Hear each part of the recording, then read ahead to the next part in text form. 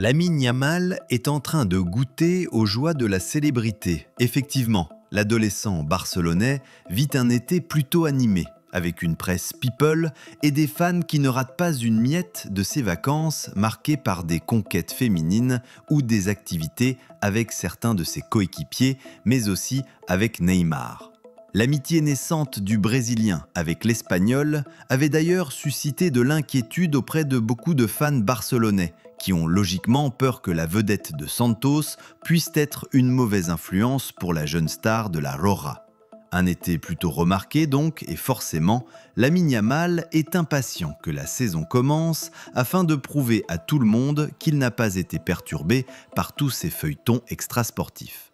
Mundo Deportivo explique d'ailleurs que le numéro 19 du Barça, qui pourrait d'ailleurs porter le 10 dès la reprise de la Liga, a faim de titres et de buts. Alors qu'il est attendu le 13 juillet pour la reprise de l'entraînement, il a déjà fait une demande à sa direction. Effectivement, il veut encore en faire plus.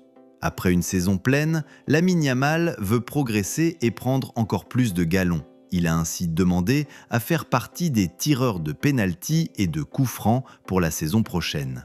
Cette saison, c'est Robert Lewandowski qui avait la responsabilité de tirer les pénaltys, avec Dani Olmo et Rafinha comme option secondaire. Lamine Yamal veut entrer dans la rotation, et s'il semble difficile de le voir s'emparer du rôle de tireur numéro 1 actuellement détenu par le Polonais, il souhaite au moins pouvoir en tirer quelques-uns. De même pour les coups francs, généralement attribués à Rafinha. Lamine Yamal estime pouvoir faire des différences dans ces deux domaines, notamment sur les fins de match. Une manière de prendre du galon et de contribuer au succès de l'équipe, mais aussi d'augmenter ses stats. Forcément, on le sait, en vue du Ballon d'Or, les statistiques sont particulièrement importantes et certains joueurs, comme Kylian Mbappé, bénéficient déjà des pénaltys pour les gonfler un peu. Reste désormais à savoir quelle sera la décision d'Hansi Flick à ce sujet. Terminons ce tour d'actu avec Ansu Fati. C'est un dossier qui arrive à son terme. Pisté par l'AS Monaco depuis plusieurs semaines, Ansu Fati va enfin quitter le Barça pour rejoindre la Ligue 1.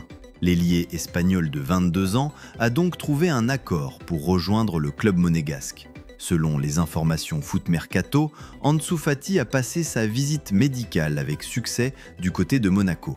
Il ne faut que l'officialisation du transfert. Mais cela n'arrivera qu'au début du mois de juillet pour des raisons administratives.